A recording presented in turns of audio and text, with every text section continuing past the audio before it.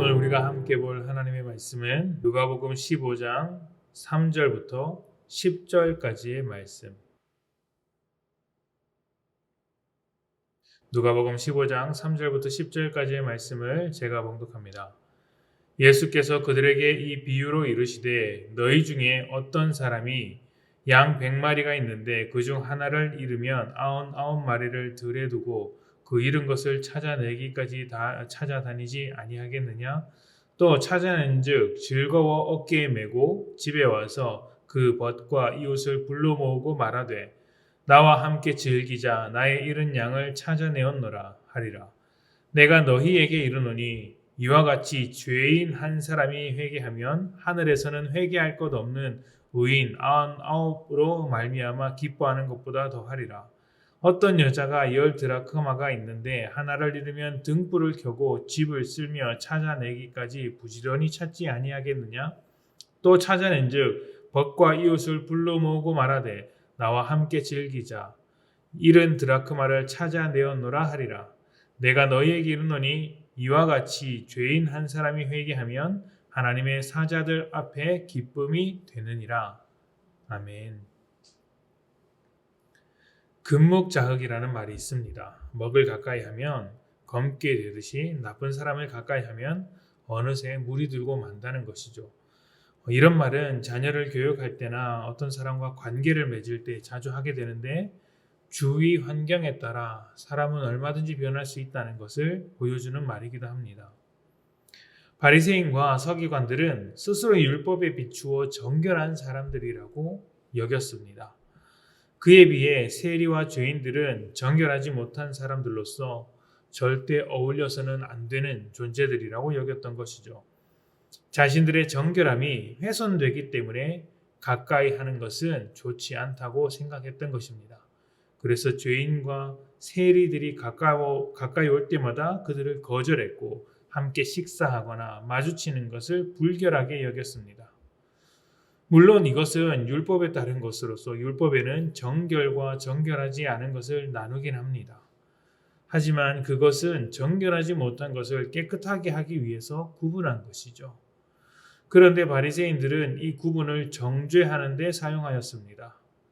정죄하는 데는 은혜가 있을 리가 없고 사랑이 있을 리 없습니다. 당연히 하나님께서 의도하신 바도 아닙니다. 그런 바리새인들의 눈에는 예수님이 정말 이상하게 보일 것입니다. 예수님은 세리와 죄인들을 일부러 만나시고 아끼셨으며 먹고 마시며 가까이 지내셨기 때문입니다. 바리새인들에 의하면 정결하지 못한 사람과 접촉하는 예수님의 행동은 스스로 정결하기를 포기하는 것과 마찬가지라고 할 수 있습니다. 예수님은 이러한 바리새인의 생각을 아시고 하나님의 뜻이 어디 있는지 가르쳐 주셨습니다.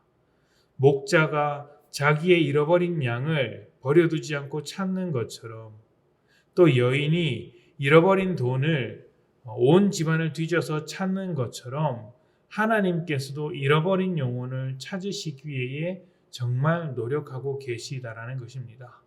잃어버린 양을 찾는 것이 당연하고 잃어버린 돈을 찾는 것이 당연하듯 하나님께서도 잃어버린 자기 백성을 찾는 것이 지극히 당연한 것이죠. 왜냐하면 자기 것이기 때문에 그렇습니다. 자기 것. 하나님은 모든 피조물의 주인이십니다. 다른 말로 하자면 온 세상은 하나님께서 손수 깎아 만든 작품들이라고 할 수 있습니다. 예술가들이 자기의 열정을 쏟아부은 작품을 두고 자식과 같다고 하듯이 하나님도 온 세상을 자식처럼 소중하게 여기십니다. 그리고 그 중심에 사람이 있습니다. 너무나 소중한 사람이 선악과를 먹고 죄에 빠졌을 때 하나님의 심정이 어땠을까요?